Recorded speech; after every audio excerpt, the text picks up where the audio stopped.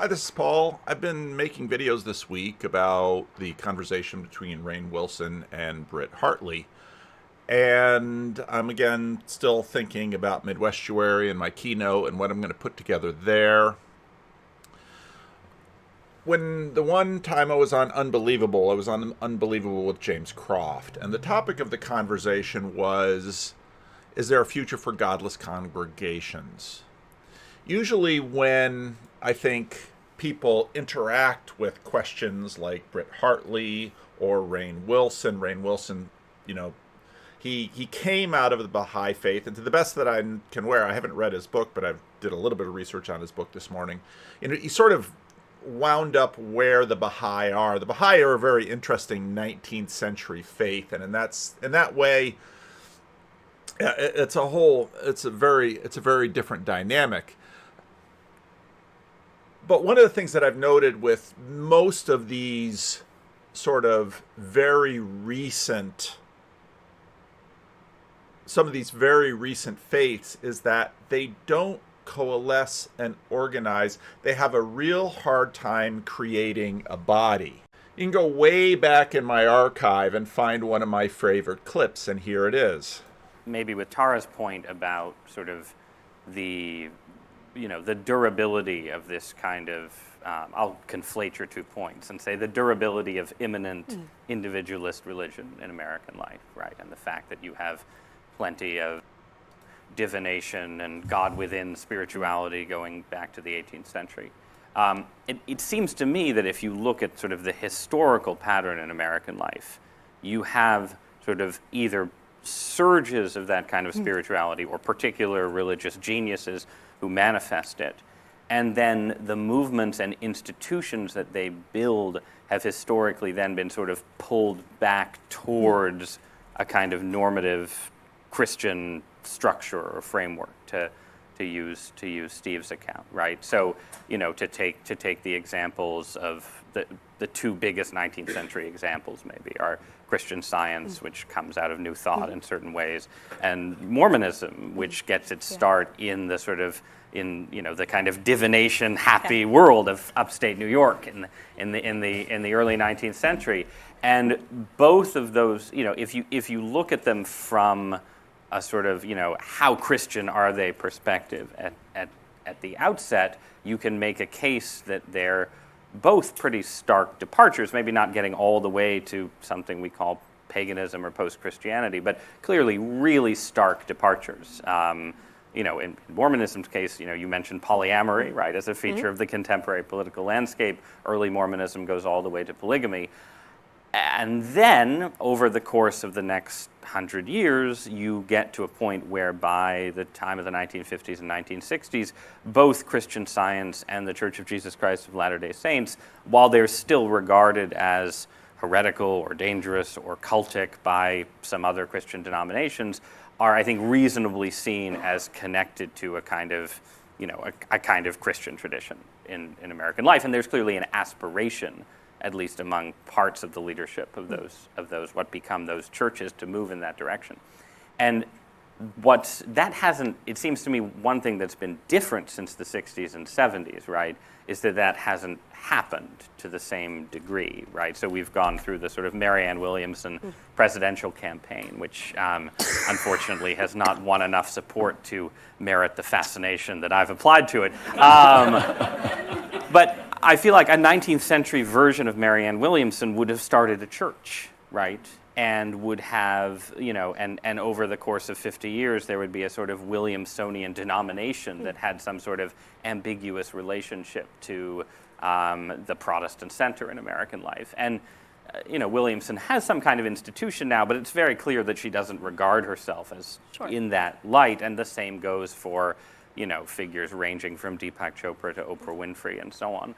And so I'm curious what you think, spending time in these religious worlds, what happens when that doesn't happen, right? Like, what happens to this kind of spiritual energy if there isn't one, institution building, or two, a sort of pull back towards a kind of, quasi-normative Christian framework? Does it just continue? Are we in just a sort of endless cycle, right, where astrology was big when my parents were young, and when I was growing up, you know, I knew what my parents' sign was, and then by the time I got to college in the 1990s, nobody talked about astrology anymore, but now it's back. Like, do we just run a cycle, or is there, what do you think happens?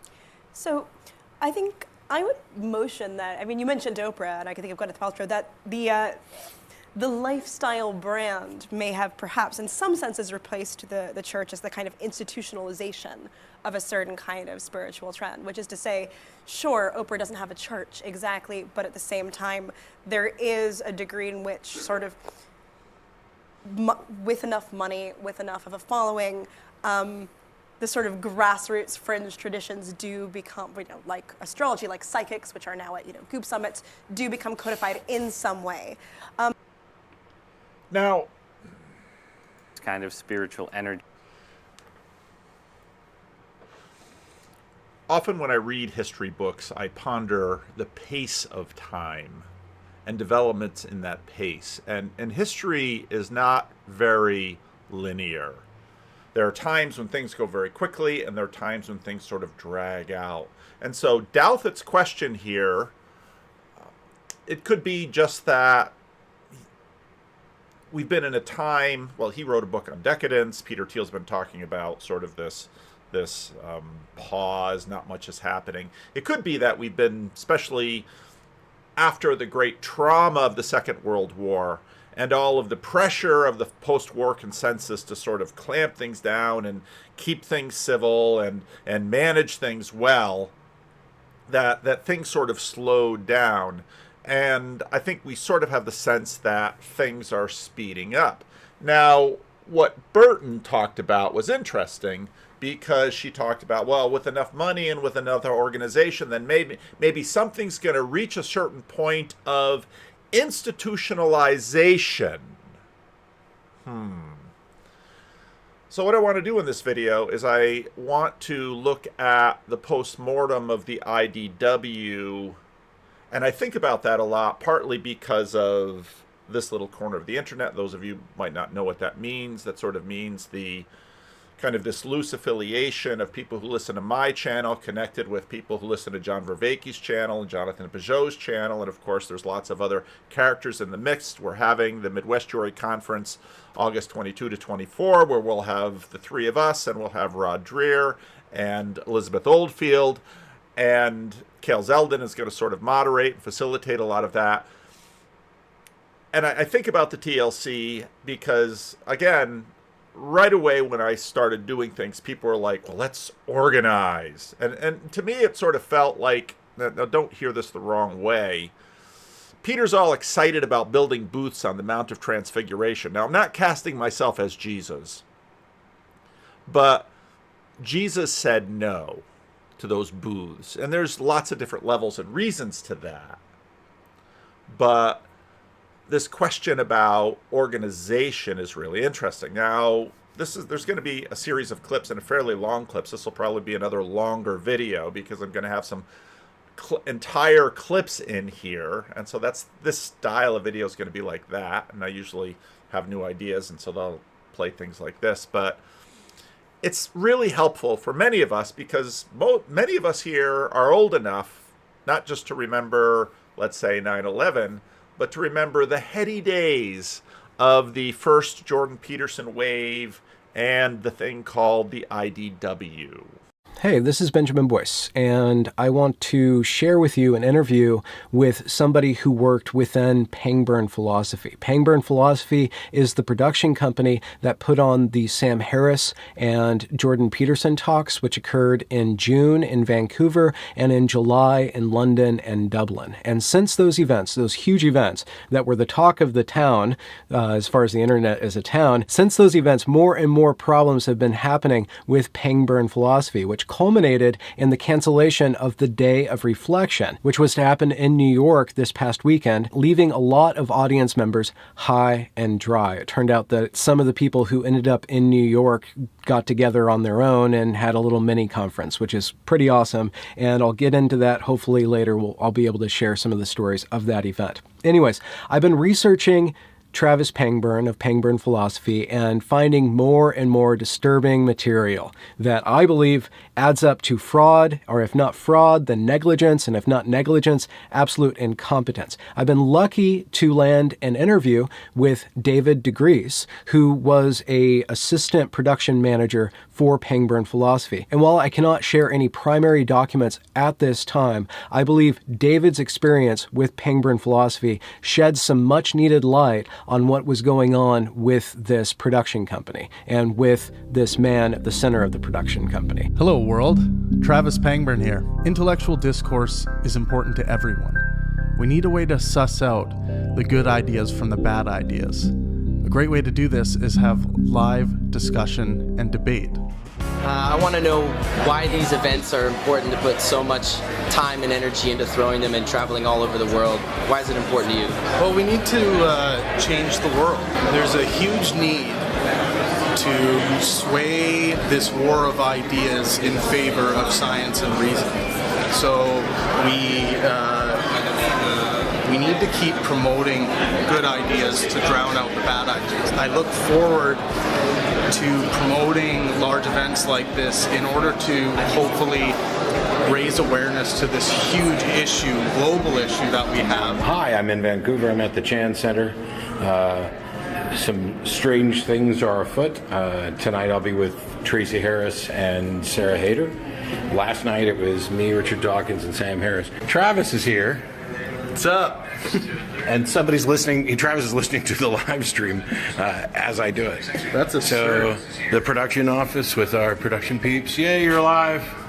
Woo! I don't ever want to do shows where they're not working. Just so you know. How did you get? Now, that clip is fun, not just because we have a young Benjamin Boyce who, with his V-neck sweater, sort of looks like he's from Star Trek, but that when Ben sort of kicks that off, he sort of gives us, and when I listened to that, I was like, oh yeah, remember the excitement. Remember how this was going to bring something new.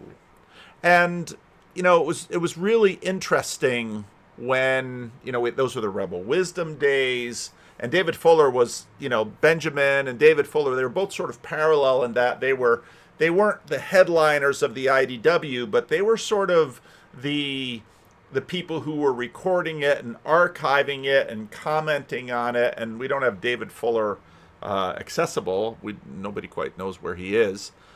But we still have Ben around, and Ben has a lot of the receipts. But this, when Pangburn sort of comes apart, Rebel Wisdom, of course, was there too. And, well, let's drop that in. Feels like as well is that he brought a very 20th century extraction model to a 21st century phenomenon. The thing about Jordan Peterson in particular, but also the intellectual dark web, is it's an emergent phenomenon. And it's an emergent phenomenon out of the internet age. And in the internet age, there are certain expectations about the way that things should be done. Transparency being absolutely key, and there's been very little transparency. What's been interesting as well, after all of this has happened, Eric Weinstein has been spending all of his breaks and all of his time talking to people on Twitter, gathering their details, potentially for a class action suit, who knows, but at least to put pressure on Pangburn to refund people. Like, the IDW members realize what a kind of public relations disaster this is because it reflects on them. A lot of the people who've bought tickets don't necessarily know that it's not their responsibility. And the point about this as well, I think this was a massive missed opportunity. If I look back to the Jordan Peterson, Sam Harris events, those had the potential to be cultural touchstone moments. And the way to do that, I think, would have been to live stream them, would have been to create a buzz around them. There's a huge audience of people who followed Jordan Peterson, Sam Harris. And I think there was a real sense of this extractive model that Travis was bringing. So I'm going to film them, but I'm going to release them to patrons only. It's going to take a long time for me to do that. And just trying to extract all the value out of it.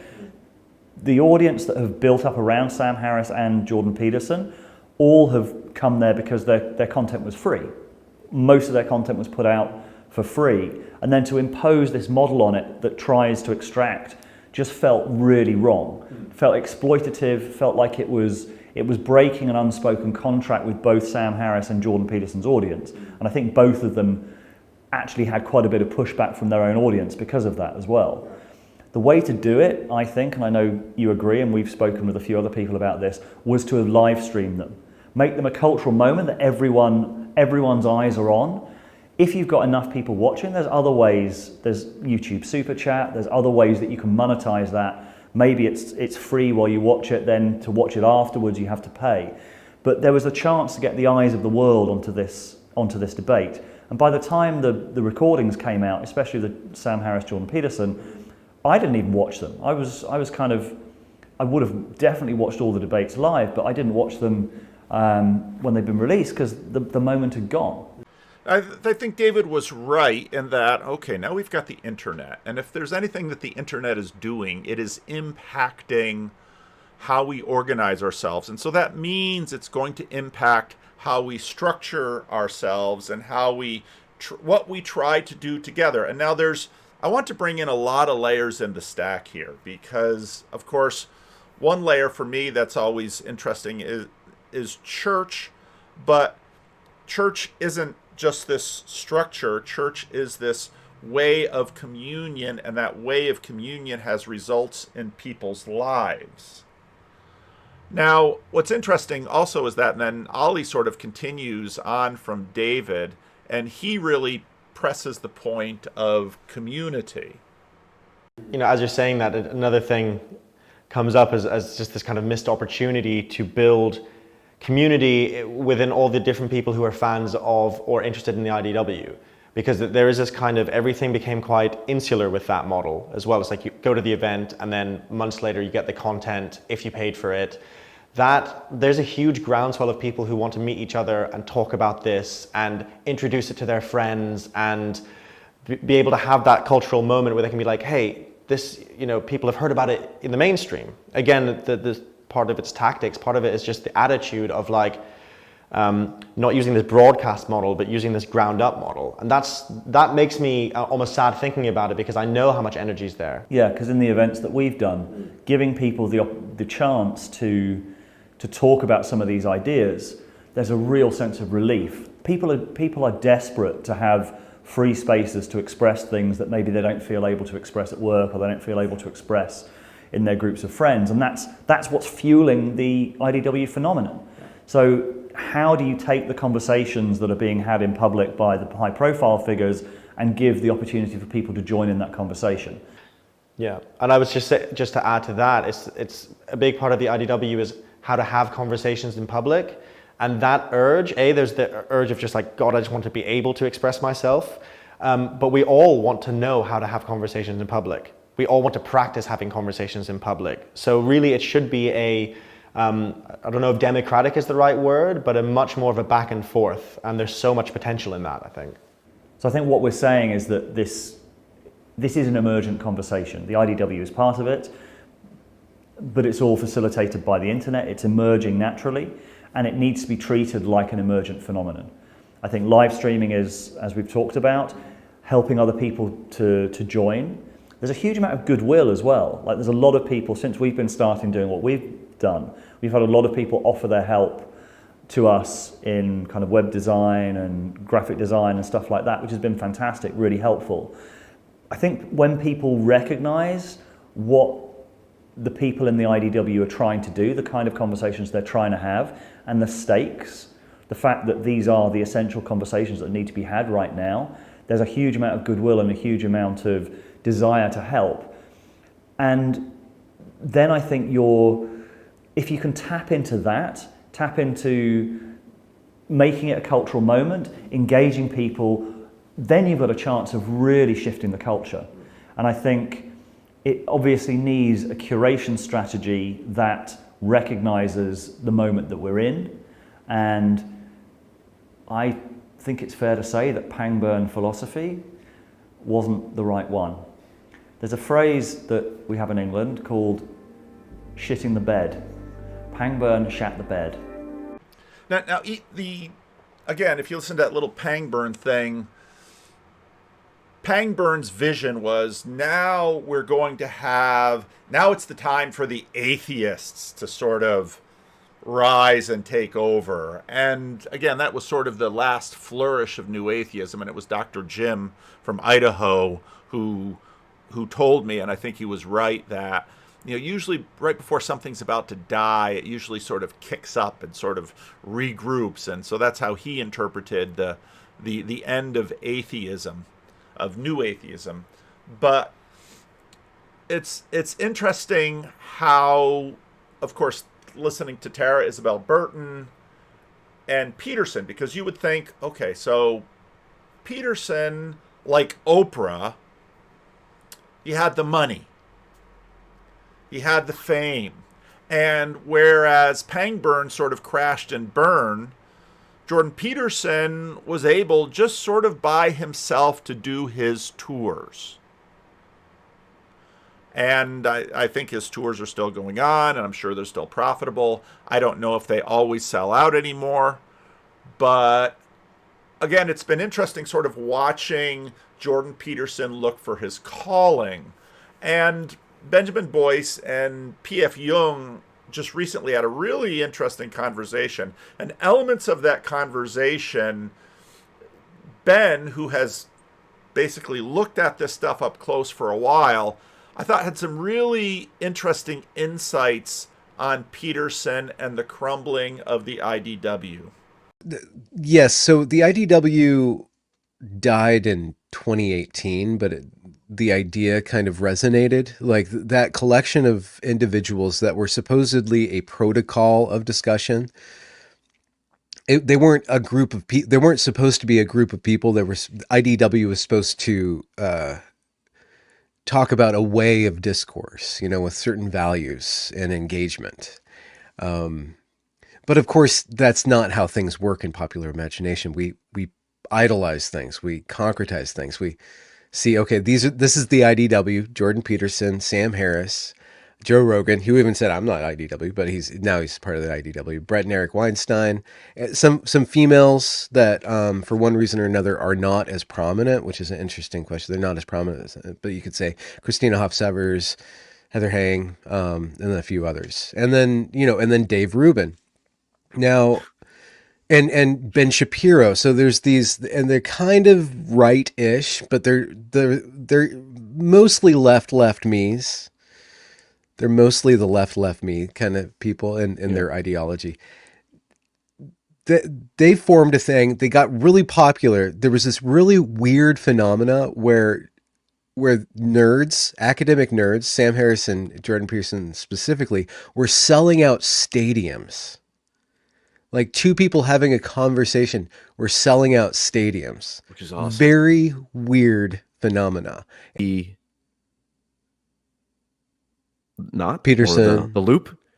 Will Peterson Wright. and Zizek, we talked about earlier, right? That was fascinating. The impact that it had on me, I wanted to tell you. Oh, I think yeah. this is precisely. I think this is the downfall of Peterson. This is the flaw in Petersonian philosophy. I used, as a diehard Peterson adherent. What was the line? Be precise in your speech. Yeah. That is an axiom to pursue as such. Be precise in your speech. I watched that debate with Zizek, and it planted the seed of wait a minute. Zizek is not precise with his speech. Zizek is intentionally imprecise. He's a comedian. He's a trickster. So what Peterson did is he created an axiom, be precise in your speech, that is impossible to live up to because one will inevitably make a mistake. You remember all the times he said early on, I haven't said anything particularly stupid yet that has cost me everything. I've managed to not say anything. It's well, eventually you were, and clearly he used to be really humble. Yeah, right. And then he just went off on Twitter, and it's okay. So no, at least in the current environment, no human can be held up to that standard. And I think Peterson created too rigid of an axiom, which is you should always be as precise in your speech as possible. And I think actually, no, not necessarily. You should lean into imprecision. You should stumble towards truth, and that fits within the Petersonian framework. But I think part of his downfall was him genuinely believing that, like, well, I have to be as precise as possible. Yeah, he was like, he was put in the position of Moses. God put him in the position of Moses for a generation. He was put in it was put in the prophetic position. And if you examine the life of the prophets, most of them have a flaw, and they usually fall due to the flaw. And Moses and Peterson are very close, and Peterson was given to bring the law back to specifically young white men. He was to clean your room, like the freaking commandments. His breakout book was it was basically 12 rules to life. It was the commandments. And if you look at what happened with Moses goes up and he brings the tablets down, and he sees the Israelites schlubbing it around, orgiastically worshiping some calf or another. And he breaks the tablets, and then he has to go back up. Moses's flaw was his anger. He was the lawgiver, and the law was too brittle, and he was made too brittle himself. So I think that that's the beautiful thing about Peterson too.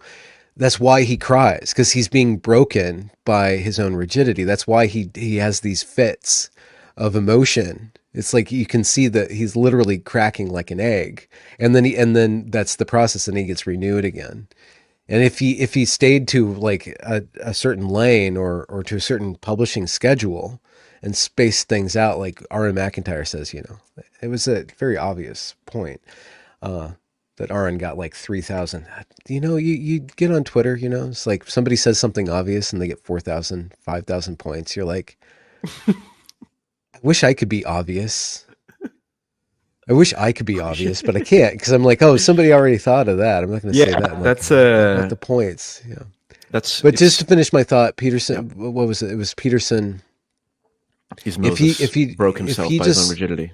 If he waited for the Spirit to speak through him and then spoke, but instead he has to constantly preach. And because he's not part of a tradition like a pastor would be, that's my critique of Peterson and all of the IDW guys, is that they were put in the position to be priests, prophets, and pastors, and they never learned how to be pastors, like actually to make personal connection with individuals and be a good shepherd.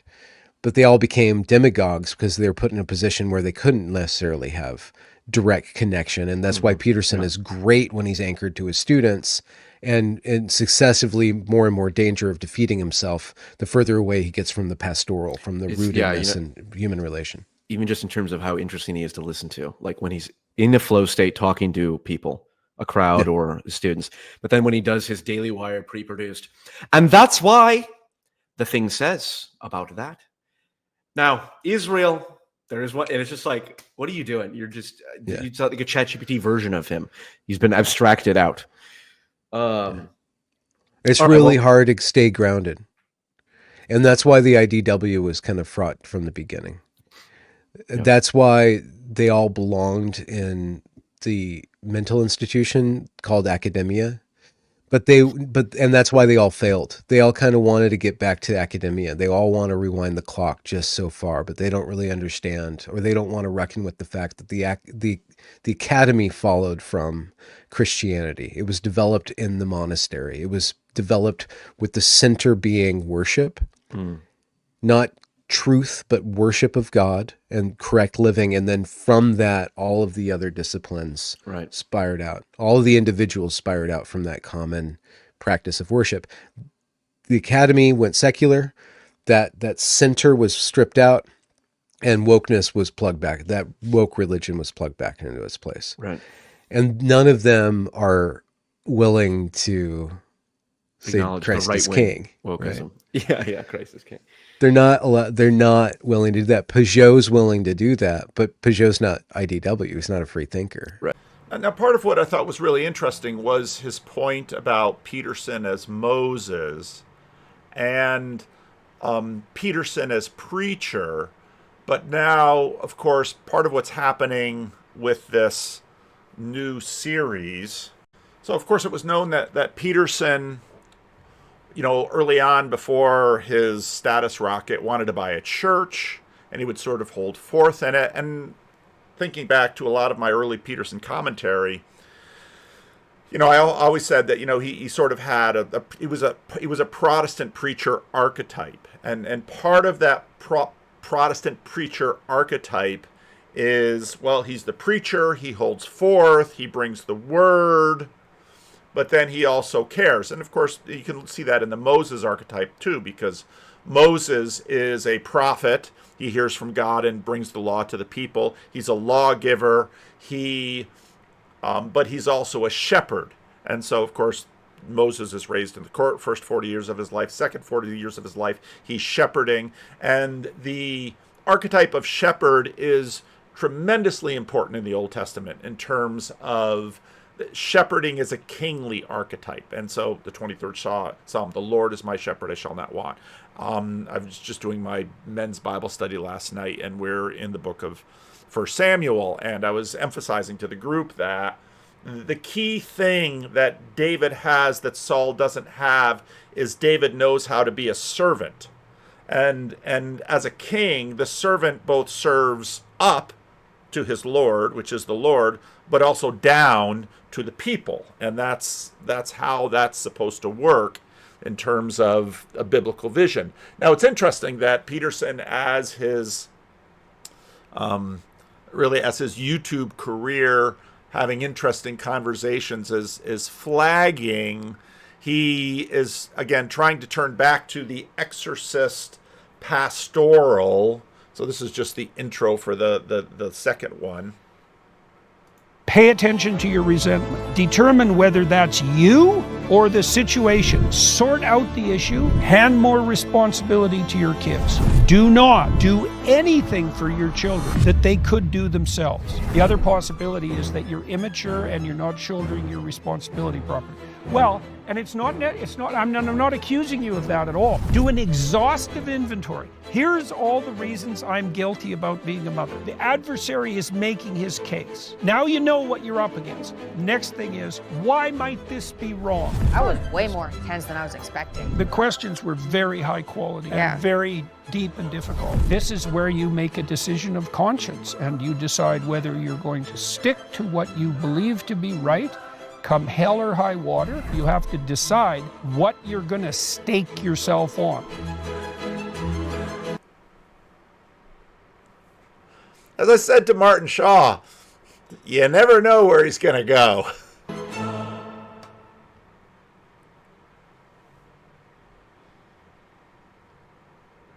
Yeah. Go on. Hi, I'm Michaela Fuller, formerly Peterson. You may wonder why I'm on my dad's YouTube channel. Well, I'm thrilled to announce that given the response to our last call-in episode, filmed in my studio, and because we had a great time doing it, I assume you had a great time doing it. I had a great time doing it, yeah. Okay, good. We've decided to make this call-in thing a regular occurrence. So I'll be joining my dad for our new show, Answer the Call, where we answer your questions live. We're going to be covering a wide range of topics, and we both hope this will be useful to a lot of people. Today, we're live call-in show, which again is just super interesting because part of what's fascinating about this whole IDW thing is where they went and what happened to them. And Ben also sort of chronicles why they fell and what they wanted and what all their limits were. That would be of that ilk. But then a certain number of very powerful cultural crises occur. Jordan Peterson gets addicted to barbiturates, goes into a coma, he tries to quit. He gets shipped to Russia, gets put into an intentional coma, then gets shipped to Romania and gets COVID. He's just gone. He just disappears, right? The father, Jonah disappears into the belly of the beast using one of his favorite early stories. And there's questions of his daughter. And then COVID hits. And then the BLM thing hits. And COVID starts to strain those relationships between all these IDW guys, because specifically between Sam Harris and Brett Weinstein. there starts to get this like really intense where Sam is like locked in, and Sam shows himself to be heavily ideological. Who would have guessed that a atheist who doesn't believe in free will would become like the most, I guess, lick booty to establish norms of all the guys. Like Hunter Biden could have had the corpses of dead children under his lawn or under his deck. I would not have cared. He wouldn't have cared. And once you see out of the bubble, like it like our entire worldview is a particular thing, and we think it's always been, and it's the right thing. We think we're at the end of history. We're in a total echo chamber, and the IDW is supposed to pop that bubble, but they don't want to, because they want to hold on to power. They want to hold on to the attention. They want to hold on. They want the institutions back, and they want to be in control of them. Kissinger wants to be the William F. I don't know exactly, because he's not a comedian anymore. He wants to be the William F. He wants to be the gate by which discussion happens. Eric Weinstein wants to be the brilliant man. Jordan Peterson wants to be the leader of the West and the savior of the West, as far as he sees what the West is, you know. But all of them kind of lack the balls to go where Yarvin goes. Even though he's the least, like, I mean, every once in a while say, you know, we should just put these fentanyl addicts, we should drug them and put them into AI, and they can just die watching AI porn, you know? And you're like, well, that's not liberal of you. Well, it's like more humane actually than just letting them shit on the streets. It's actually more humane to be inhumane. That's why, yeah, it's always my argument against libertarianism. It's like, you look at these fentanyl addicts on Kensington Street in Philadelphia walking around zombies, and you tell me these people are free. You tell me that's liberty, because they're not being, their rights are not being infringed upon by government. It's like, go fuck yourself. Lindsay could have like actually been the standard bearer for the actual woke right, what he calls the woke right. He could have been the forefront of anti-communism, of the dispensational, the not dispensationalist, the distributist Catholic uprising of America. If he just accepted responsible Jesus as reactionaries. Yeah, he could be a responsible reaction. They all could have done that, but they can't, and that's fine. It's just like interesting that they all had their limits, and I have my limits too. My limits are more about me being lazy, just not caring. I only care when I'm going to get in trouble. My wife says, like, you really like to be in trouble. I'm like, I don't. And I'm like, well, why do I keep on getting in trouble? And that's when I feel like I'm alive. It's like when I'm in trouble. When I'm not in trouble, I'm like, I'd rather just play a board game in my basement. That's funny. You know? Anyways, did I answer the question?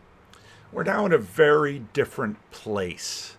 Pangborn's aspirations of organizing and starting and using these platforms and these levels and the O2 and all of this to sort of let's say, finish off the age of belief looks absolutely ridiculous now. If there's anything we're looking at, it's sort of a new animism where, you know, God is the mouth sound that everybody can agree upon when they go into the cathedral, where I haven't begun Douthat's book yet. Actually, I've just begun. I did the introduction, but Douthat, I think, is right in that religion is just not going away. Now, most of us knew that. But it's sort of a Nuvoan animism that we're in, where different individuals are going to have their own revelations, their own conversations.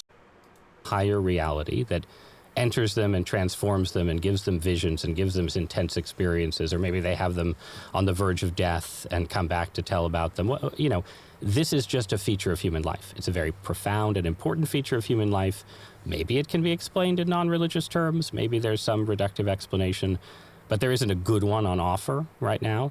And so the persistence of that means that religion always regenerates itself, because even under conditions where almost nobody is committed to a particular church or creed, people are going to go on having, you know, dramatic encounters, right? Like someone like, you know, Barbara Ehrenreich, who's famous. I had her on for this book. Right, famous left liberal writer, wrote a whole book called... And a famous atheist. Yes, famous atheist called Living with a Wild God, right? And it was just a book about a very secular person who had a lot of religious experiences, like experiences that if you went and read William James or read like a medieval Catholic mystic or something would be totally familiar. And she, didn't have sort of a framework, a conceptual framework to fully process them, and wrote a great book, really interesting book about it. Can you tell the story that you tell in your book?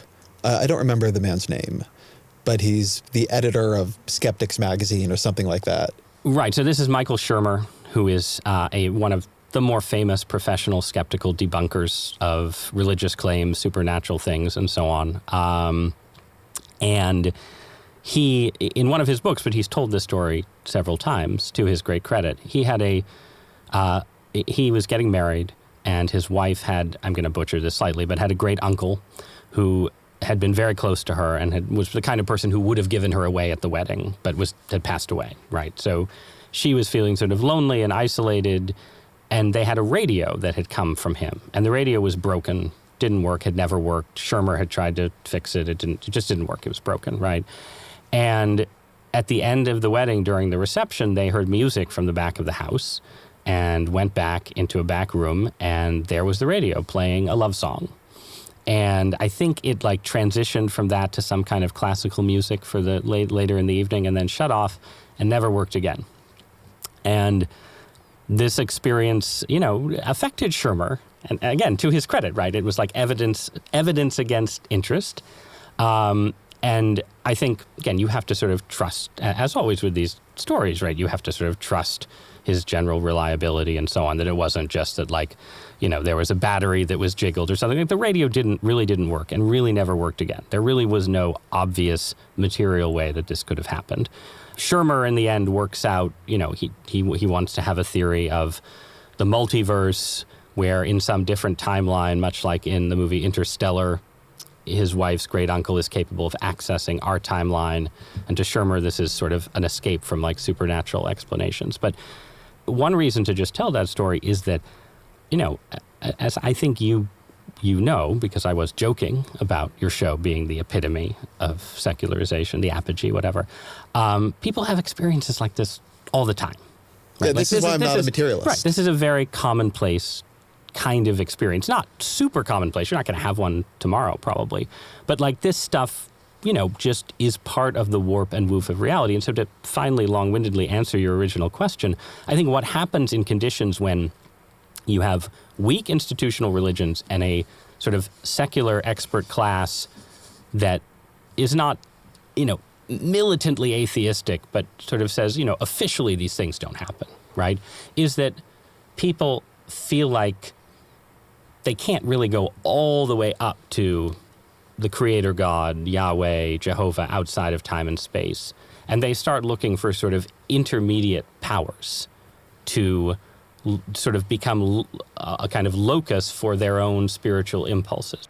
Stuff with psychedelics, stuff with literal paganism, including stuff on the right. And then the interesting zone, in a way, is AI, which is the place where sort of science fiction ideas or scientific ideas meet a kind of, slightly supernaturalist sense of, like the machine god as this power that into which we are going to commend ourselves. But yeah, I think that tendency, again, this is what Christians would say, but that tendency is bad. It's not that secondary spiritual powers don't exist in the universe. There are, in fact, angels and demons and things like that, saints and other powers perhaps more mysterious still. But not all of those powers have human good in mind, and it's better to approach them through one of the big old traditional religions that tries to subject them to a kind of higher ordering. Let me hold you there, because we'll get to this. I want to distinguish two arguments that the book could make. And that you take one. Okay, so I want to leave it there, where Dalfit leaves it, because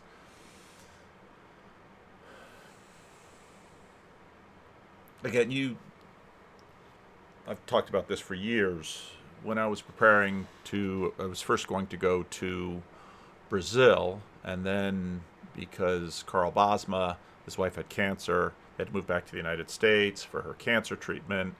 He took a position. I was actually on the student body at Calvin Seminary, student body leadership group, whatever, student senate, whatever they called it. And so we had to interview potential incoming professors. So I remember interviewing Karl Bosma, and that sort of scotched my internship in Brazil. And so I wound up in the Dominican Republic. But in either case, back in the 80s, you're still studying the fact that, Protestant missionaries go from the developed world to the developing world, and they're dealing with a very different universe than we sort of have in the developed world, where you have God, you had some angels and demons and some of those kind of things, and then the material world, sort of this split world. And of course, a lot of people are blaming Descartes for that. Other people get upset when they do that, but you can decide for yourself. But that's very much it. And so, and then what we're going back to is a 3-level world. And that's very much where we're going. And then my questions have to do with, what does that look like in terms of how we relate to one another? You can look at ancient Rome, and you've got the cult of the emperors. And of course, I'm in the book of Revelation right now, and a lot of heat going against the cult of the emperors in the book of Revelation. I mean, a lot of that symbolism seems pretty clearly pointed to Nero and others, and the blasphemous names and the beasts. And then you've got this thriving religious environment where you've just got a ton of instrumental religious behavior. You have the little shrines in the house, and that stuff is just normal to human beings. And part of what happened downstream of the Protestant Reformation, again, was sort of a thinning of that, where the angels or the saints sort of get squished, and of course that is opening up again. And Orthodoxy being one of the places that people are most interested in that, well, that's sort of when you get to all this other weirdness.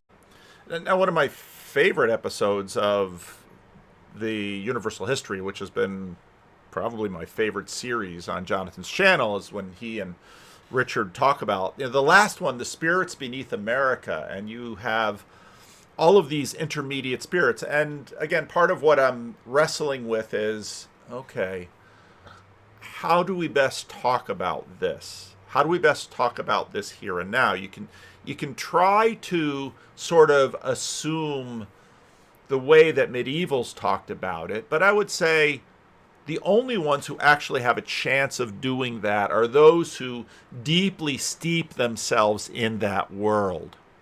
I think about Spencer Clavin and how much poetry he reads in order to make his writing as lyrical as it is. And I think Jonathan's point is correct, that a lot of people who are trying to sort of resurrect paganism, they're not really resurrecting paganism because the tradition is broken. And of course, the whole idea behind Catholicism or Orthodoxy is that the tradition has not been broken. I'm frankly skeptical of that. Whereas maybe you can't show, let's say, a definitive break like in the way you can in terms of saying, I can be a proper prophet of Odin. Peugeot is right. No, you can't.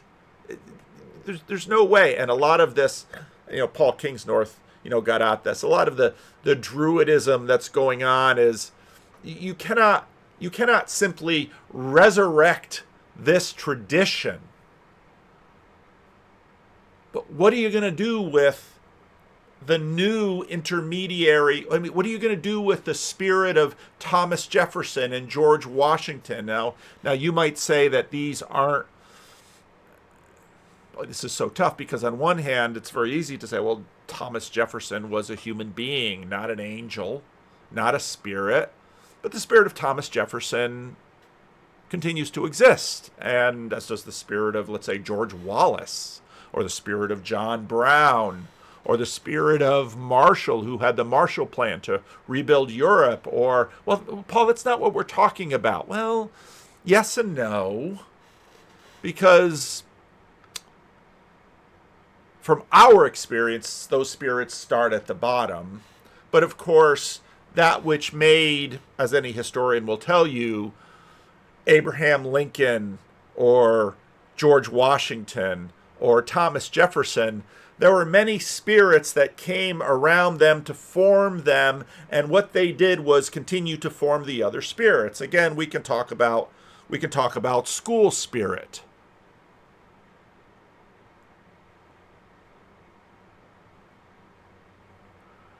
Because even though you go to a school, many spirits, that the school already has a spirit. Now, you might be able to participate and change and mold that school spirit. I remember, as tragically often happens sometimes, in a small Christian college, someone dies in a car accident and they plant a tree.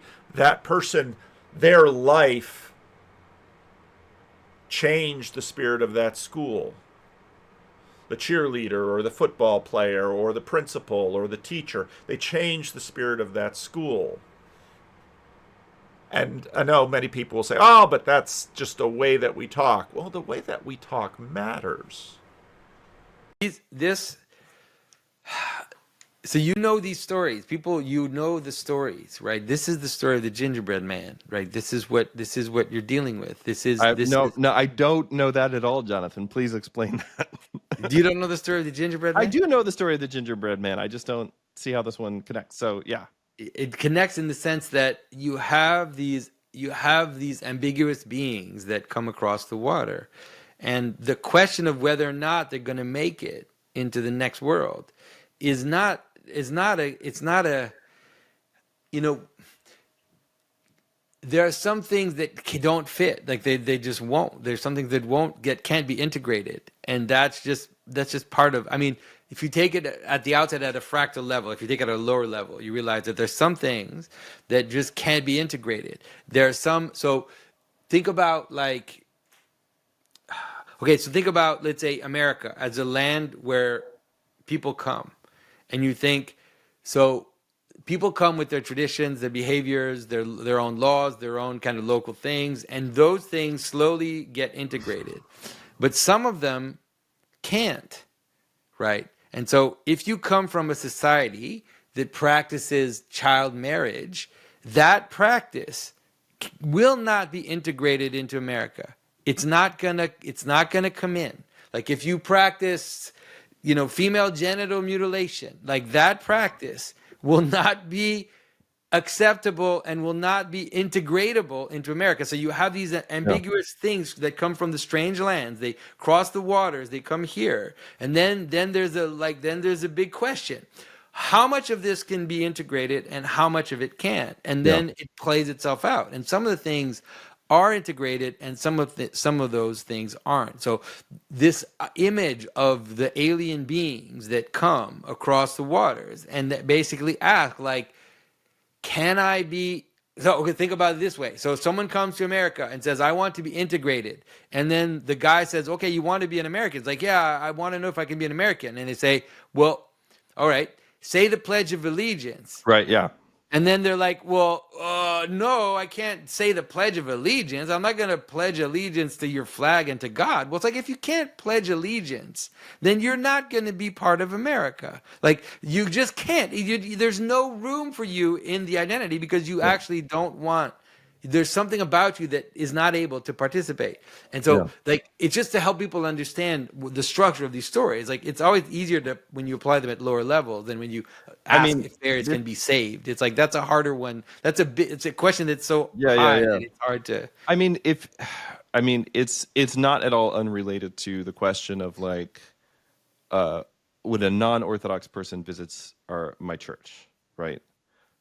Before communion, we always make an announcement. The Holy Eucharist, being the very body and blood of Christ, is reserved only for those Orthodox Christians who have prepared themselves with prayer, fasting, and a recent confession, right? And so what we're saying is we're drawing kind of a boundary around the chalice and saying this is for people who confess the same faith that we confess, but also who have like properly prepared themselves. You're not supposed to just come up and just like willy-nilly take communion, even as an Orthodox Christian, if you haven't, fasted and prepared and things like this. And so this is one of the things that visitors sometimes struggle with, and it's always kind of odd to me, in the sense that, I mean, like, I get it, but also like, these are people who don't believe it's the body and blood of Christ very often. These are like, Protestant visitors. They don't believe that it's the body and blood of Christ. They don't believe our church is the true church, let alone a true church, right? And so, but they feel kind of offended that they're being excluded. And I always, kind of tell people, I'm like, listen, we'd be very happy to give you communion. There's just a couple of things we need to do first, right? And it's sort of like, can you integrate? Can you, accept the authority of the church? Can you put yourself under the authority of an Orthodox bishop? Can you say the creed the way that we say it and mean what we mean when we say it, and so on, right? That there's sort of just that question of, I don't know. I'm rambling a little bit, but no. I think that we're trying to give examples to why the question of whether the fairies can be saved is an ambiguous one. It's one that cannot be answered in a definite way. It can be only answered in a manner that seems to move back and forth, because that's what crossing the waters is, right? Yep. And so what makes it through the waters, right? The Egyptians don't make it through the waters, folks. The Egyptians, they stay in the Red Sea, and the Israelites make it through the waters. Right. And that's what happens at that crossing. And so the question of the fairies crossing over the water, it's like, that's the question that's being asked, like, what makes it through? And the thing is that, so now let's talk about the problem of what kind of makes it through. So the fairies that cross over the waters and ask if they can be integrated, or that's play music under the bridge, they are the image of the residues or of the remaining influences of old worlds that, although haven't been completely integrated, are still lingering. They're still Right. kind of hanging out. Like they still have influence on us. And sometimes you could say that some of these influences, the question of whether or not they can be fully integrated is still up in the air. Yeah. Because they feel like strange influences or unknown patterns that we participate in, that we don't completely understand the reason for, but are still kind of there despite ourselves, Now, if you're looking to prepare for Midwestuary, a really good video to watch would be the conversation that John Vervaeke had with Charles Stang about 10 months ago, because the title of the video is The Concept of Daimon in Pre-Platonic and Platonic Thought. And there's just a ton of really good information in there on this, and they work to apply it to John's situation. And Tanya Lerman comes up in this conversation because in one of her anthropological endeavors, I mean, she's well known in many of our circles because she's decided to do things like study Vineyard Church and American evangelicals, but she also studied people who tried to sort of relive Druidism. And to one degree or another, if you're trying to resurrect Druidism, you're sort of doing it like a Protestant, and it seems that perhaps whatever it is we're talking about, they're happy to oblige. And of course, for him, the Hermetic tradition is the thing that really understood this. And so when you told me that this figure identified itself as Hermes, I thought, oh God, all right, is this just because you've been reading too much Corban? Or well, this is a fascinating question. Let's just raise that as a question. If your daimon has introduced itself, and I believe you used him, suggesting that, I want to raise that question too. Did this entity's gender match yours? Did you have a strong sense of its gender? Maybe we just raise that question for a minute. Yeah, well, okay. I'll address the question, then I want to come back and, and we both know Thomas Cheetham and I, because, I got from him the idea that for Corban, in a Neoplatonic kind of framework, there, it's not just humans that have an angel. There's everything is participating in a more divine reality in some important way. So it's not even a species specific, if I could sound scientific, species specific phenomena. Now back to your question. So, and this has been something that's very recently, even like today. Initially, so for me, talking doesn't work. It doesn't catch. And I only have middling sort of mental imagery, visual imageries. I'm not Jung. And this is one of the advantages that IFS has over some Jungian practices, because Jung's practices tend to sort of default to inner mental visualization. And we now know there's that's a Gaussian distribution with a nice fat tail of people, right, who don't have very good imagery. So things like active imagination don't do very much for them. But IFS, and I want to give credit to Schwartz, because he seems to, I think, I might be misremembering, but I think he actually says this was his phenomena. So he started writing, and that works for me. I write dialogically. Like I'll put H for Hermes and then I put J for John and I write.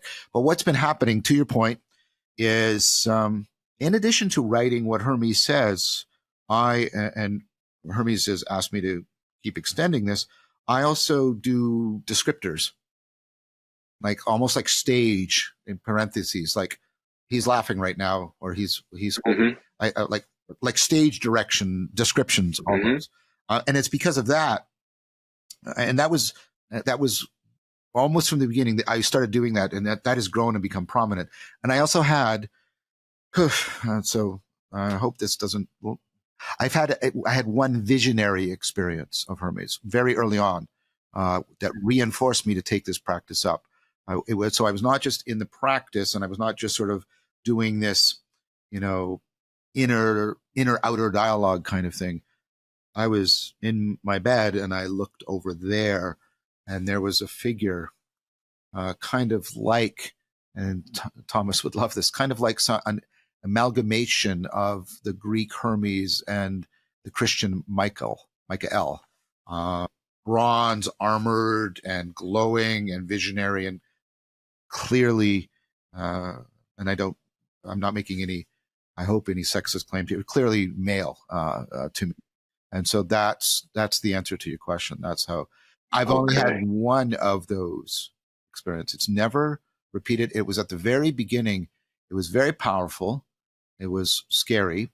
It was not I was stone cold sober, as people like to say, right? There was nothing, I was not in any kind of debilitated cognitive state. And it came upon me. I find it difficult to talk this way. It came upon me, and it was very powerful, very clear. It had glowed, very numinous, and the point of it seemed to be to encourage me to go beyond that initial encounter and commit to a regular practice. And since I've committed to that practice, that it has become much more grounded in the voice and sense presence, and I only get sort of this weird, like I say, stage direction imagery now. But how can I say it? Hermes seems more alive to me in this form than in the visionary form, even though the visionary form would be prototypically something most people will regard as, like, it was numinous. It was shining, it was glowing. It was on the edge of very scary, but yet also beautiful and fascinating. The Otto stuff was just archetypally there, kind of thing. Oh, that's so interesting, John. So I don't know that you. Well, I don't know that you. I'm curious if you've ever met Tanya Luhrmann.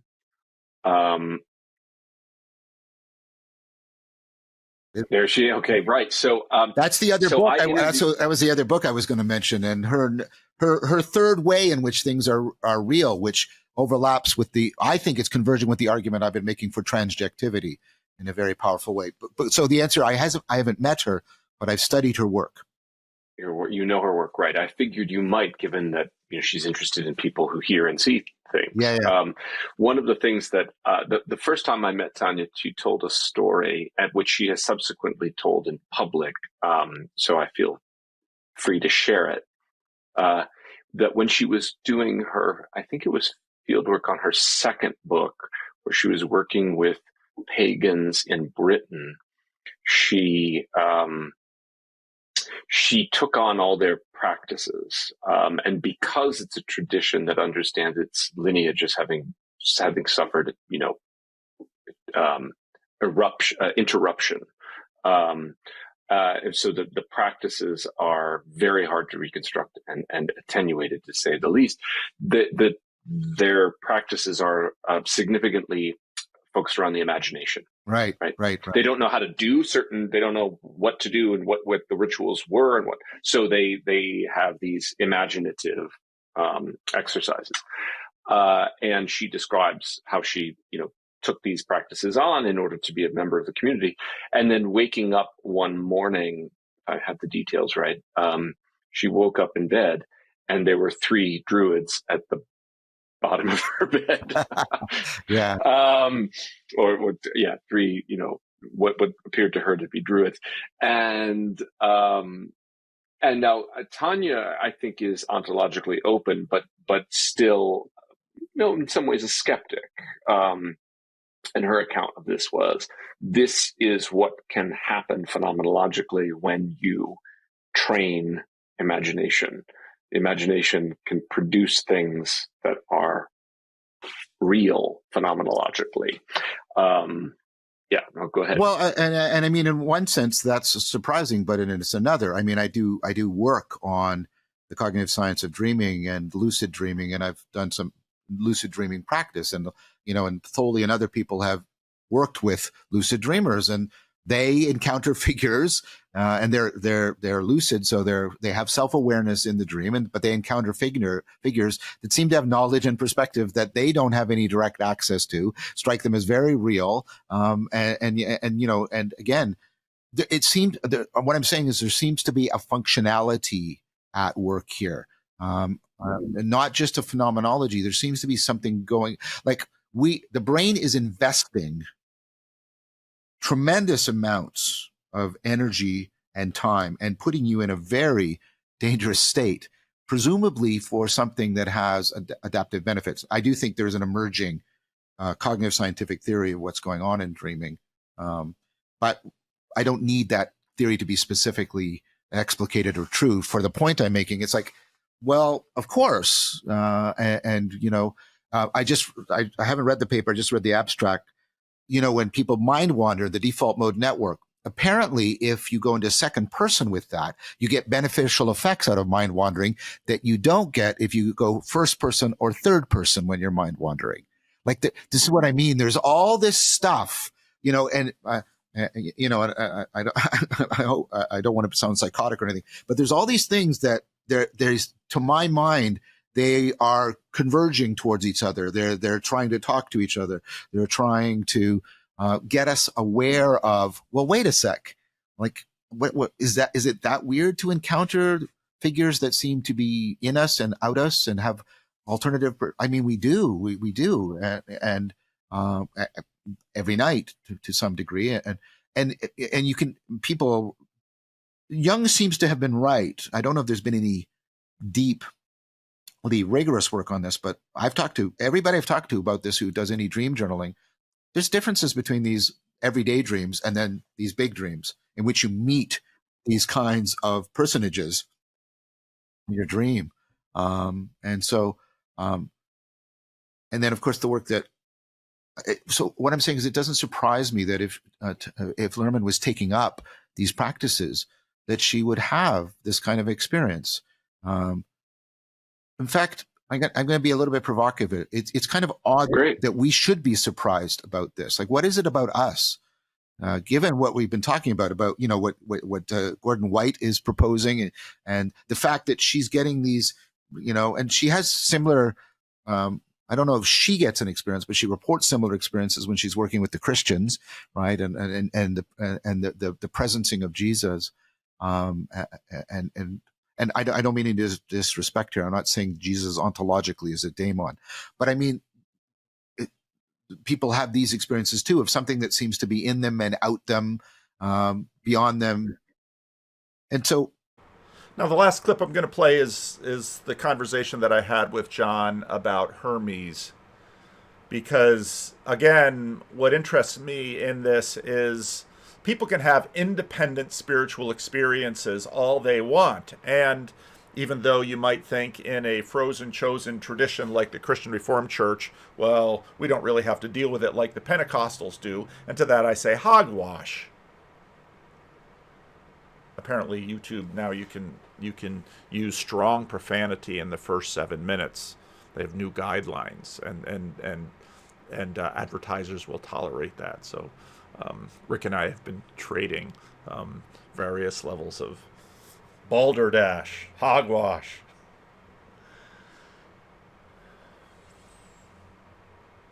Because in many ways, a lot of what we're talking about here, and John has said as much so, as I talk to people regularly who someone passes away and their departed loved one way or another manifests in their life, maybe for a short period of time, and then they disappear.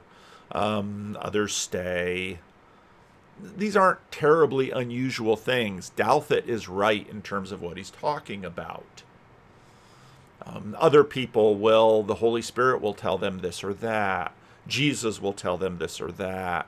And part of what has happened in our culture is that people lose status when they talk about these things, so they shut their mouths, but privately to their pastor, they'll have questions, and so they'll ask, and they know it's confidential, so out it comes.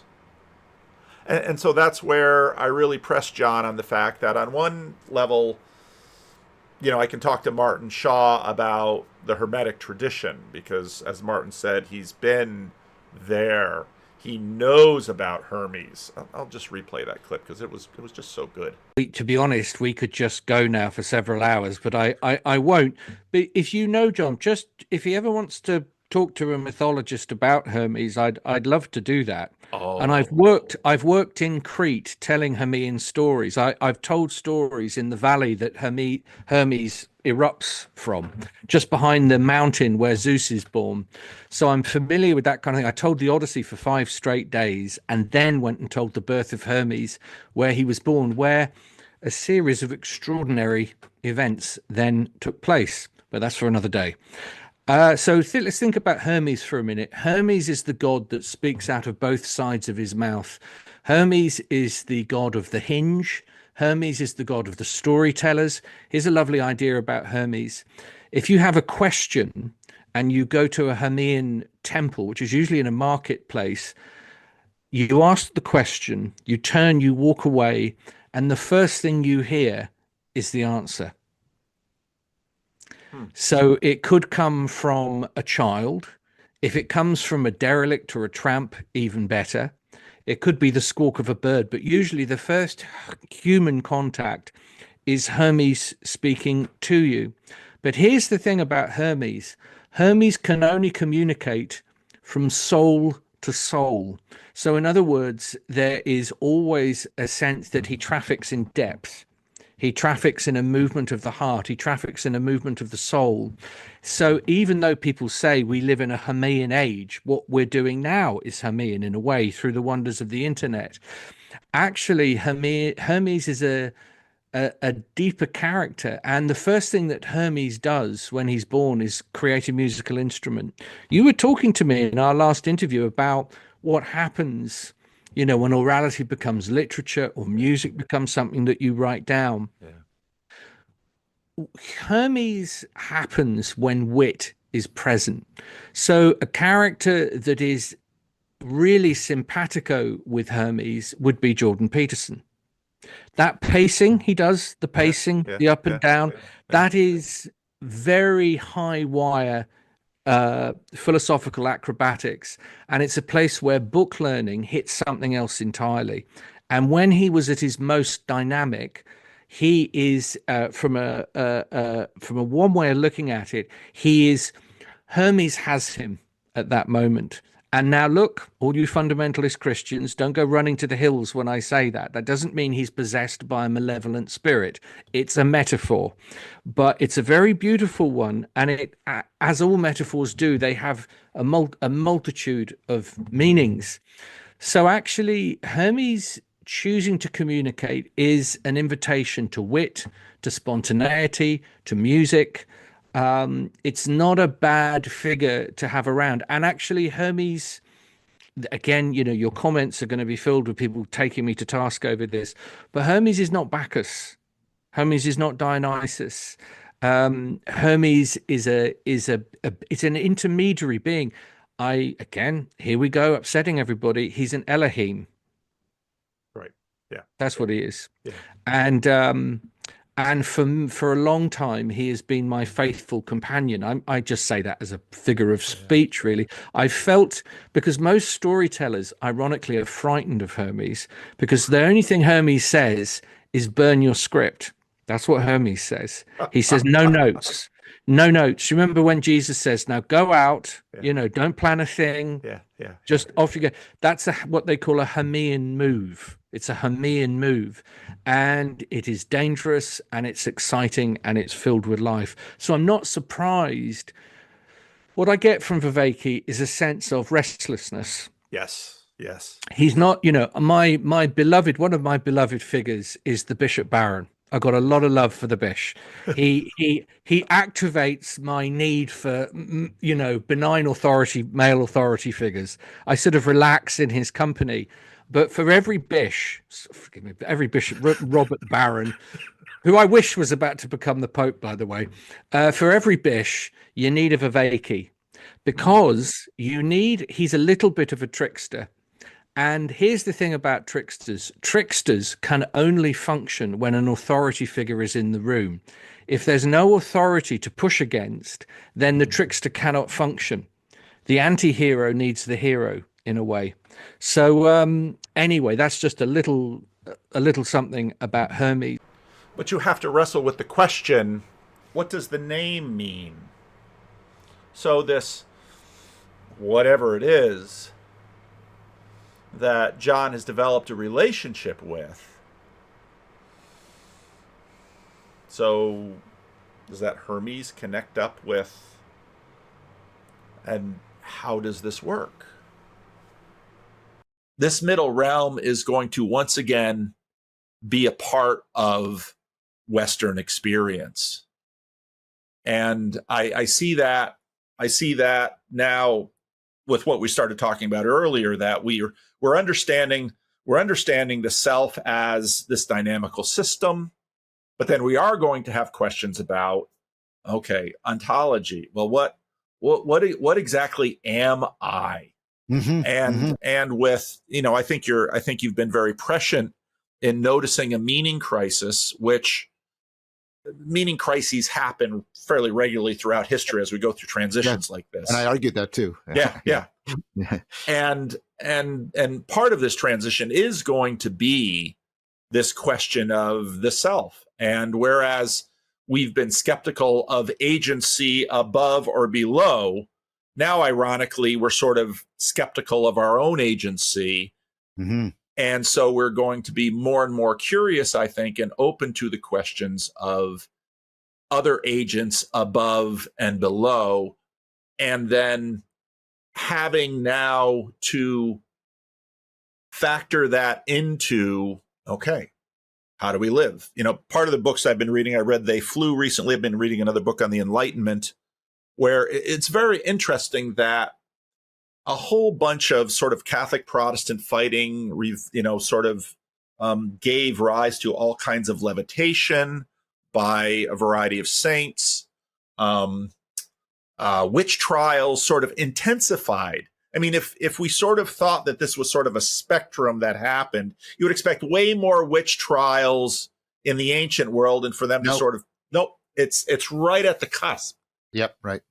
And so, you know, my question is, okay, so then now you have an experience of, and it seems the way you talk about it, it's not quite apart, because, you know, but again, we're running with an ontology that we're unsure of. So, I mean, to me, when I heard Hermes, I thought that's actually a pretty reasonable character to arise. You know, messenger of the gods, given, you know, all of the work that you've been doing. And then, but then the question gets, and I'll not pick on you, but no, it's okay. You can pick on me if you need but to. but with Christians, I mean, Jesus is, I mean, if you boil down how many wars in Christian denominations theologically, I mean, so much of this is, well, who really is Jesus? Now, Christians, of course, believe that Jesus rose from the dead, ascended into heaven, and reigns over. And that's obviously a big piece of Paul of Tarsus, because Paul, to the best of our knowledge, never bumped into Jesus of Nazareth before crucifixion, resurrection, ascension. But then, of course, the road to Damascus is what turns Paul around. And again, I think a close reading of the New Testament, including the book of Acts, gives us to imagine that, well, sometimes Jesus is talking, sometimes an angel is sent, but really what is that language? I mean, because you're hearing from me now, but you're also hearing from the internet. And so, I mean, things are going to get very weird. And it's not just going to be, maybe things will get more weird for people who sort of held religion back, but religions are going to get disrupted in this too, because religions always have to adapt to these big changes underneath. Thank you for watching.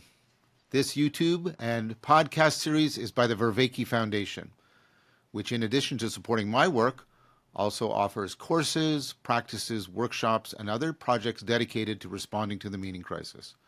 If you would like to support this work, please consider joining our Patreon. You can find the link in the show notes. That's very good. Where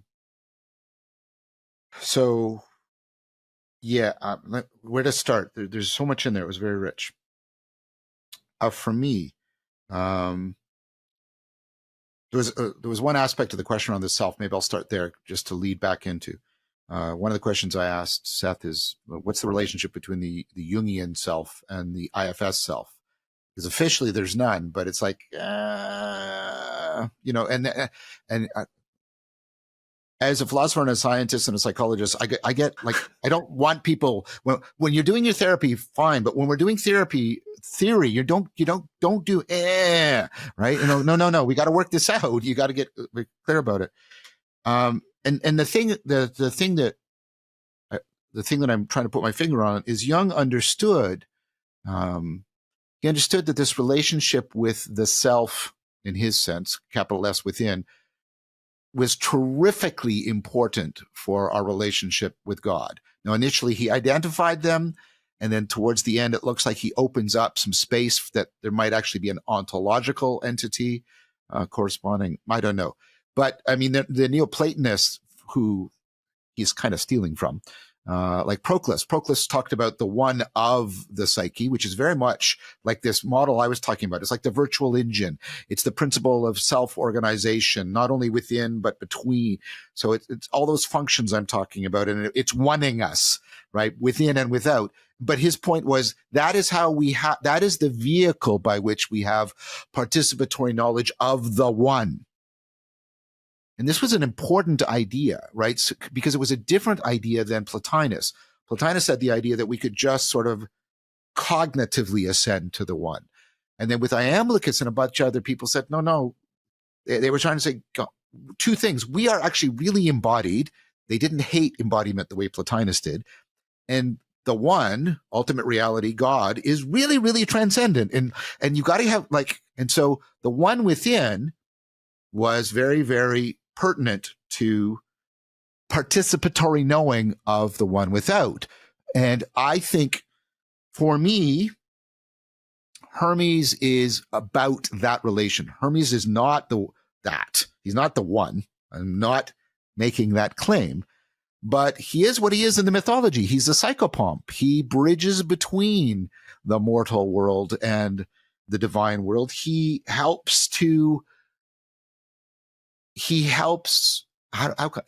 brings an organizing musicality to the inner cacophony of my psyche, so it becomes much more one within, so that I'm much more capable of oneing without.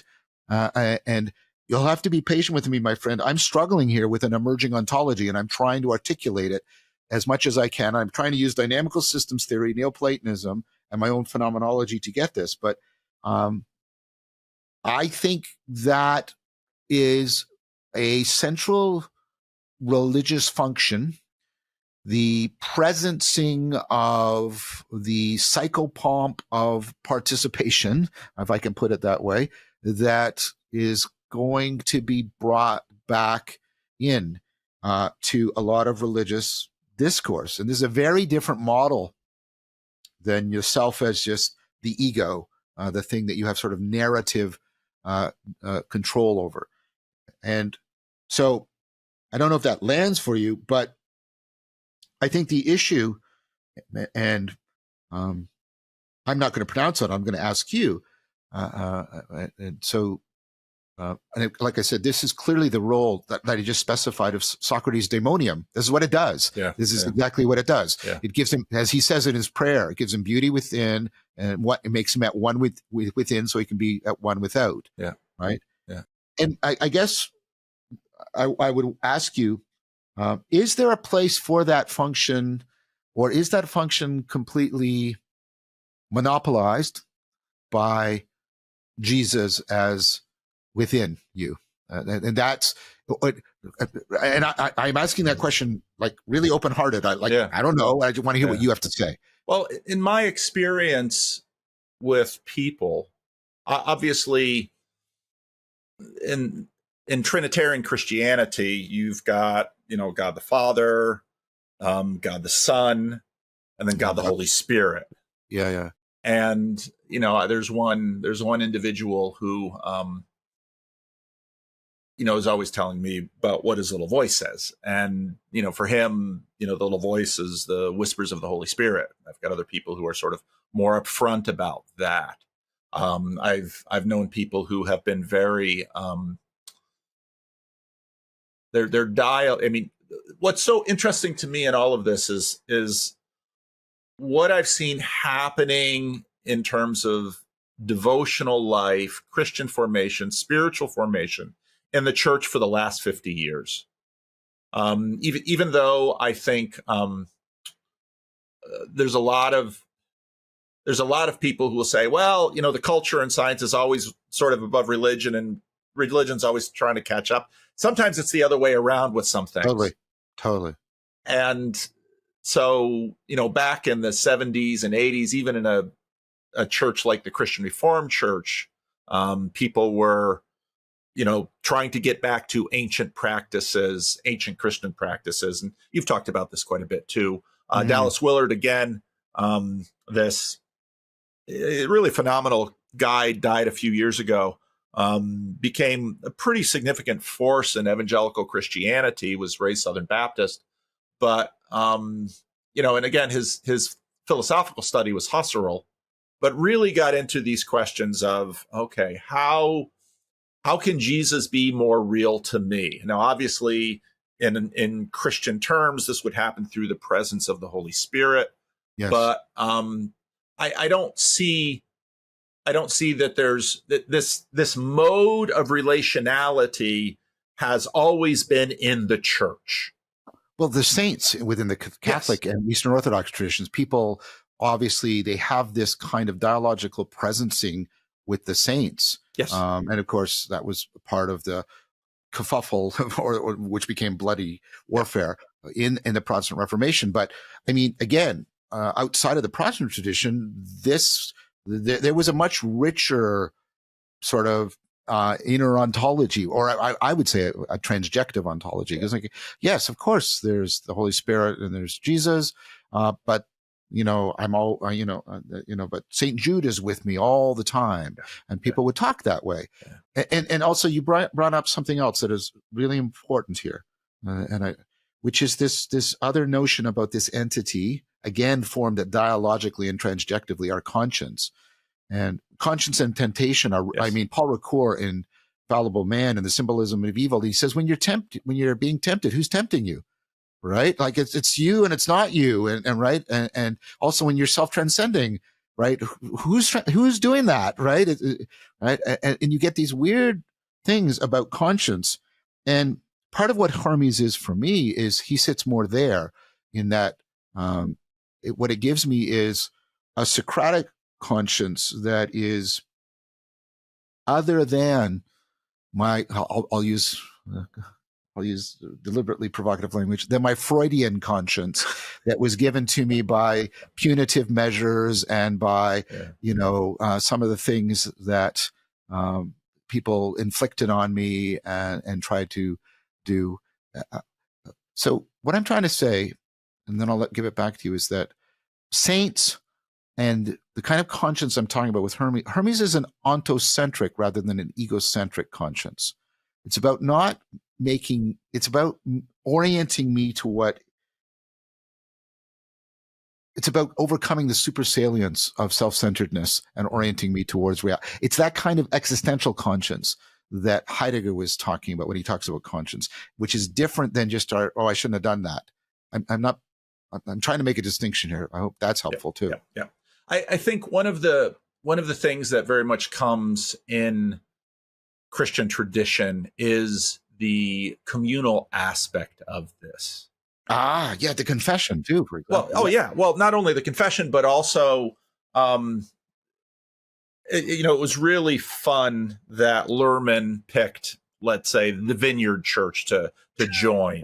Took American Pentecostal churches, because especially in Protestant churches, of course, because you have this narrowing. I mean, it's going to be Jesus and the Holy Spirit, and it's sort of the saints are sort of pushed to the side, and it's sort of narrowed in that way.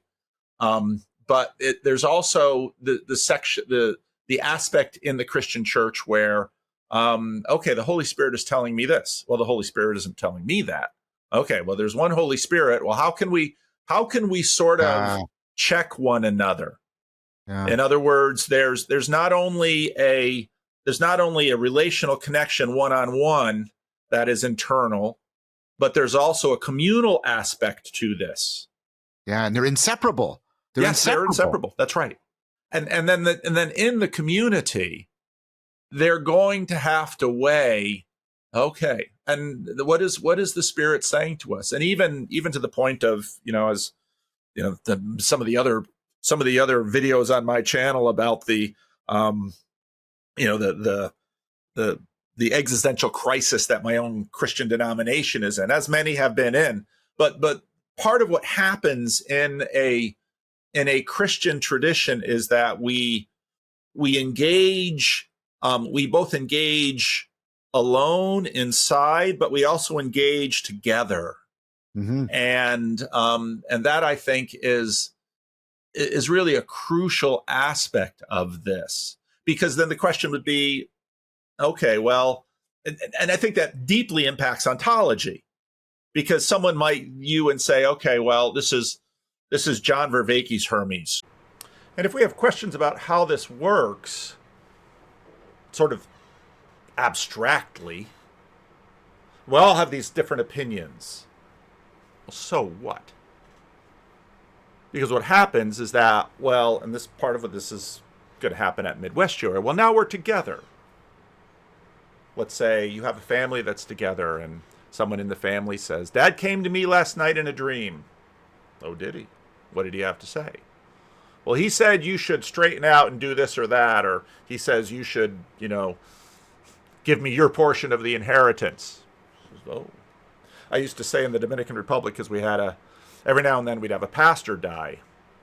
And it was always the reality that the most difficult pastors to deal with were the dead ones, because the dead ones left widows and children and members of their church, and these people would stand up and say, well, Pastor so-and-so believed this and wanted this, and so this should be done, which is, of course, why you have wills on paper, because it's just a classic. I forget what show I was watching, but,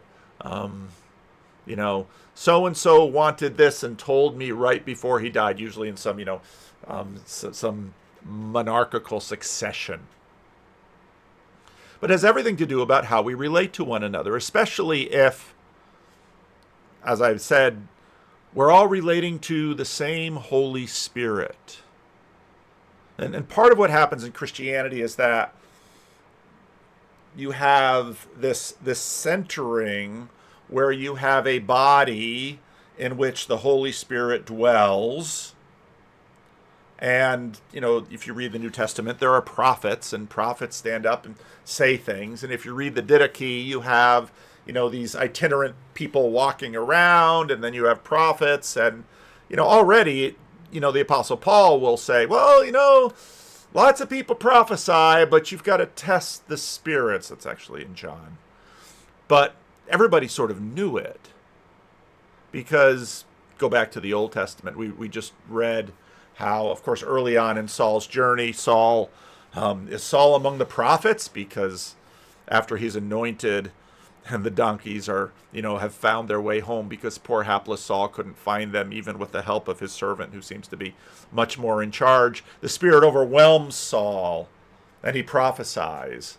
And then when Saul is trying to hunt down David and Samuel, Saul keeps sending detachments of soldiers, and when they get close to Samuel, they prophesy, and they don't arrest Samuel or David. And that happens 3 times, and so Saul goes himself, and he prophesies, and then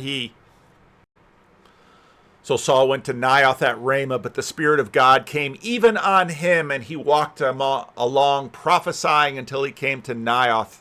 And he stripped off his garments, and he too prophesied in Samuel's presence. He lay naked all that day and all that night. That is why people say, is Saul also among the prophets? Of course, earlier, which always twists your Bible study into the next day, an evil spirit from God came forcefully upon Saul. He was prophesying in his house while David was playing the lyre. As he did, Saul had a spear in his hand, and he hurled it, saying to himself, I'll pin David to the wall. But David eluded him twice. Yeah. Aaron Wright's book, Living with a Wild God, I read that a number of years ago. Fascinating book. New Atheism is dead. Pangburn couldn't pull it off. Jordan Peterson sort of followed Sarah Isabella's thing, but did he want to make an institution? And now, as things move on, it's going to be interesting. Leave a comment. There'll be a little bit of branding here. Come to Midwestuary. You won't regret it. You won't regret it. I think it's going to be... I have no idea what's going to happen at this conference. In a good way. Hope to see you there. Midwestuary 2025, August 22nd through the 24th in Elmhurst, Illinois. A weekend you won't want to miss, with special guests Cale Zeldin, Paul Vanderklay, Rod Dreher, Elizabeth Oldfield, John Vervaeke, and Jonathan Pajot. Midwestuary 2025, the Fellowship of the Spirit. Stay tuned for more details. Visit us at midwestuary.com for ongoing updates.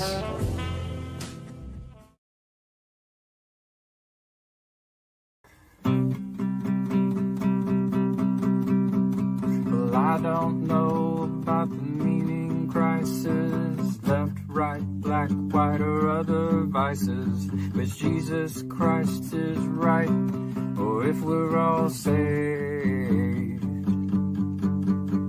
From my perspective, our propositions participate procedurally, running in circles.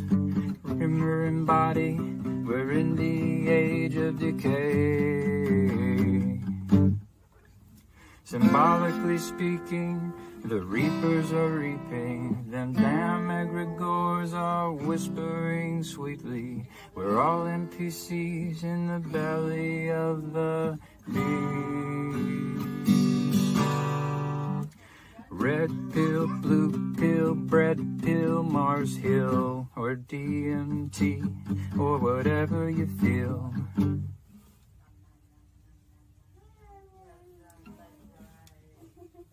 Got one and number two, it's all the same damn thing.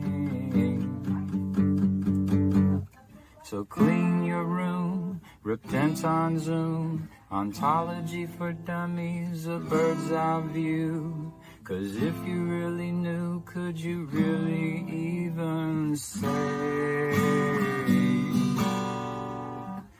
Totally depraved, all totally saved, a total disposition from the bed we all made. Or is it the elect, or are we just insane? From John Vervaeke to Jonathan Pajot and Jordan Peterson to the Chris Pacou Show, Paul Vanderklays and Griswold Grimm and all the dice he shakes. This estuary ditty is a little bit cringy, ain't quite the U-shaped or the hero's journey. All the NPCs in the flood treading water to watch you save the day with a bunch of chitter-chatter. From the ortho bros to the Catholic Joes or atheistic Jobs, to Protestant folks, the Joe Schmoes and Jewish Jacobs, and everything in between. So love the Lord your God with all your heart and soul, with all your mind and your fingers and toes, all your neighbors too, as if they were your own. So love the Lord your God with all your heart and soul, and with all your mind and your fingers and toes, all your neighbors too, as if they were your own.